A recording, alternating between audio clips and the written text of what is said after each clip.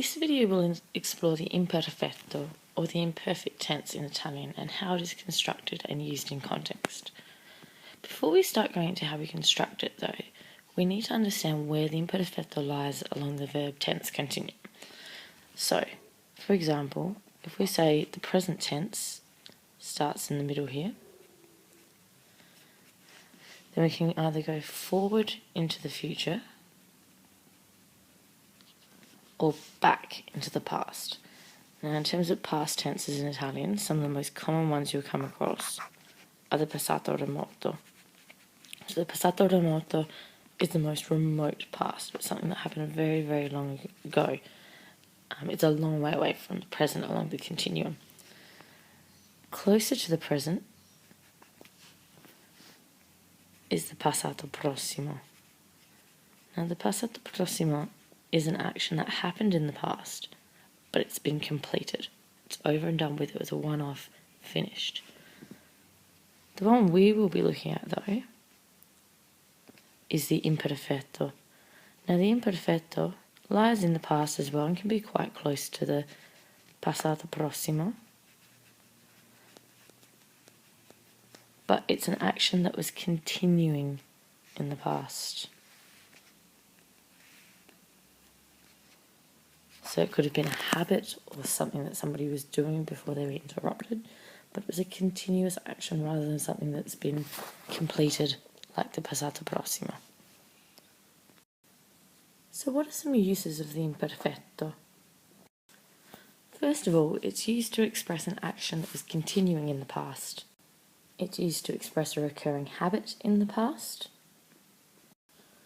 to express a situation or regular activity in the past. It's used to describe feelings, people, objects, or situations in the past. And it's often used after expressions of time, such as quando, so when I was little. We'll go through some more explicit examples of these situations of the use of the imperfetto as we look at its construction. Now, the imperfetto is one of the most simple verbs to construct in Italian. Just like when we conjugate other verbs, we still drop off the ARE, the ERE, or the IRE. But the endings are very, very similar whether or not you're talking about an are, ere, or an ere verb. So if you have a look on the left, the endings that we have for the are verbs after we've dropped off the ARE follow a very similar pattern. So for io, we would add avo. For tu, we would add avi. Lui or lei, we add ava. Noi, we add avamo. Voi, we add avate. And loro, we add avanno. So let's have a look at an example of that. Take, for example, the verb parlare, which means to speak or to talk. Now, if we want to express that as either a continuing action in the past or a habit in the past, we would use that verb, that imperfect verb or that imperfect tense. Okay, and then we would drop off the ARE and add the ending that relates to the person that we want to be expressing who is doing the verb. So you can see if I want to say I was speaking or I used to speak, I would say io parlavo. If it's you were speaking or you used to speak, parlavi. He or she, lui o lei parlava. We, noi parlavamo. All of you, voi parlavate. And then if it was them who used to speak or were speaking, it'd be loro parlavano. Similarly, when we want to construct ere verbs in the imperfetto, just like are, we drop off the ERE and then we add particular endings. Now, these endings are extremely similar to the are endings. The only thing is, instead of an A as the beginning vowel, have an E, as you can see on your screen. So let's take a look at another example. This time we'll look at vedere, which means to see.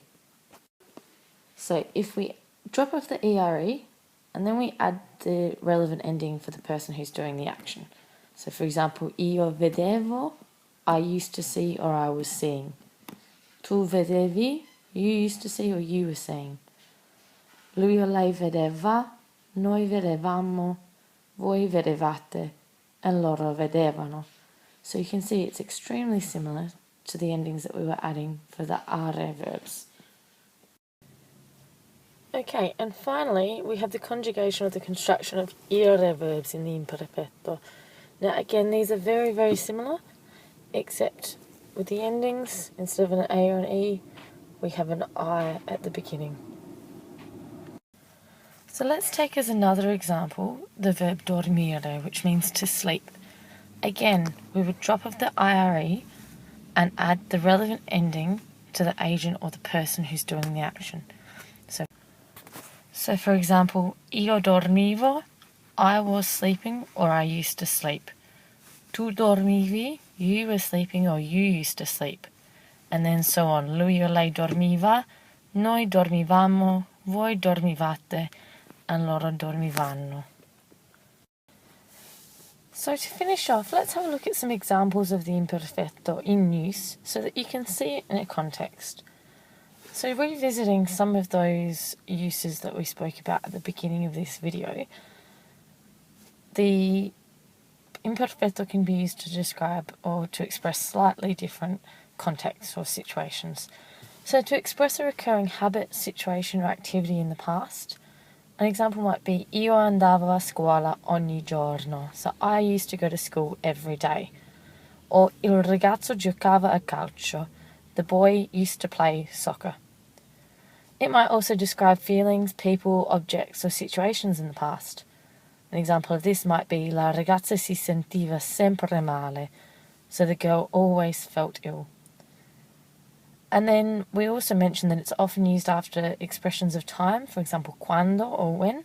So, quando mangiava la pasta, sporcava la tovaglia. When he or she was eating the pasta, he or she was getting the tablecloth messy.